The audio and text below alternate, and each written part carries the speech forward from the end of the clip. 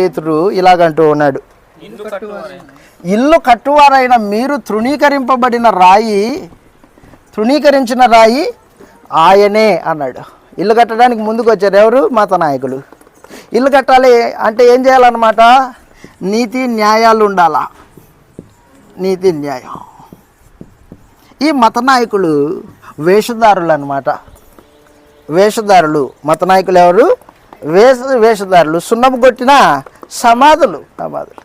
పైకి శృంగారంగా ఉంటాయి కానీ లోపల ఎముకలు అన్నమాట. అవి కుళ్ళిన ఎముకలు. సున్నం కొట్టిన సమాధులు మీరు అని చెప్పేశాడు.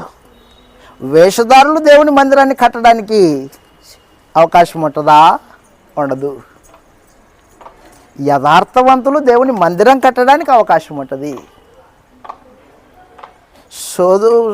పుదీనాలోను, సోపులోను, కొత్తిమీరలోను 10వ భాగం ఇస్తారు వీళ్ళు. ఎవరు? మత నాయకులు. 10వ భాగం ఇస్తారు, 10 భాగాలు ఇస్తారు. కానీ ఇదిగో ఈ నీతి న్యాయాలు లేకోకుండా కార్యక్రమాలు జరిగిస్తారు.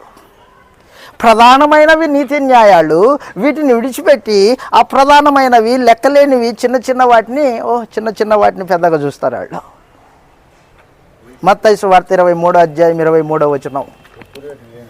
మత్తయి సువార్త 23వ అధ్యాయము 23వ వచనం. మత నాయకులు, మతాన్ని ప్రేమించిన వాళ్ళు, ధర్మశాస్త్ర యూదా మత నాయకులు వాళ్ళు. అయ్యో వేషధారులైన శాస్త్రులారా. మత్తయి సువార్త 23:23. అయ్యో వేషధారులైన శాస్త్రులారా, పరిసయ్యులారా, మీరు పుదీనాలోను, సోపులోను, జీలకర్రలోను 10వ వంతు చెల్లించి. అదిగో ఏంటేంటివి? పుదీనా, జీలకర్ర, సోపు, వాటిలో 10వ వంతు చెల్లి. చిన్న వాటిని ఎంత పెద్దగా తీసుకుంటాడో. సోపులో పుదీనా కట్టలు కడతారు వాళ్ళు. పుదీనా కట్టలు 1 2 3 4 9 10 దేవుంది ఇచ్చేయి, పక్కన పెట్టు, సపరేట్ చేస్తాడు.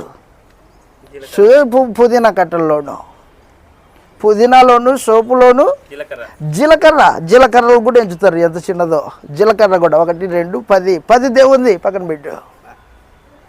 ఎంత నిజంగా ఎంత భక్తో అనుకుంటాం మనం. భక్తి కాదు అది, వేషధారణ. ఇంత చిన్న దాంట్లో ఇంత భక్తిగా ఉన్నాడు వీడు అనుకుంటాం మనం. చిన్న దాంట్లో భక్తి చూపినోడు పెద్దవి మింగుతున్నాడు.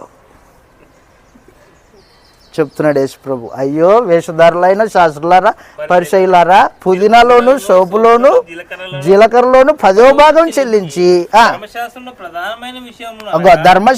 ప్రధానమైన విషయాలు ఏంటివి? అవి న్యాయమును, కనికరము,